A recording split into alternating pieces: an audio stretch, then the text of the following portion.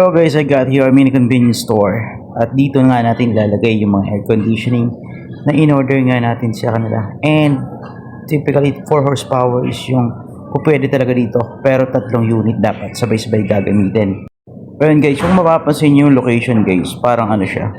Para siyang mini mart like 7-Eleven. Pero ilalagay natin dito yung pinaka best aircon for this establishment. And ito po yung pinaka front view ng ating establishment na lalagyan. And syempre ino-ocular muna natin yan bago natin yan i-installan ng aircon. Let's go!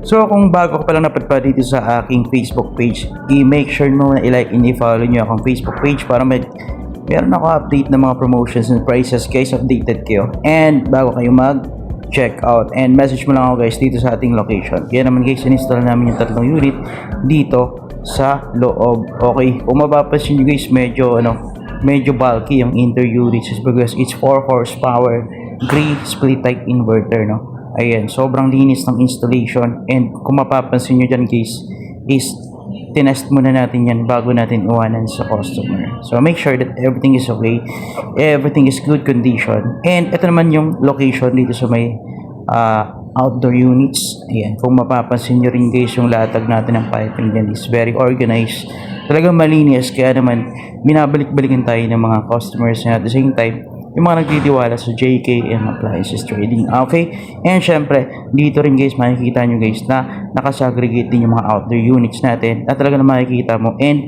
pagdating sa after sales service, hindi ka na mahirapan maglinis kasi sobrang accessible lang talaga, diba?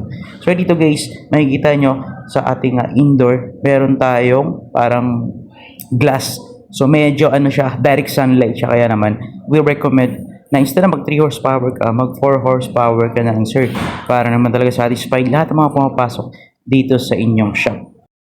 So yun guys, once again papakita ko ulit yung final look dito sa ating successful installation ng 3 units of 4 horsepower guys. Kaya naman sa mga gusto mag-order dito sa ating shop, i-PM mo lang ako and comment ka lang ng inquiry natin. Let's go!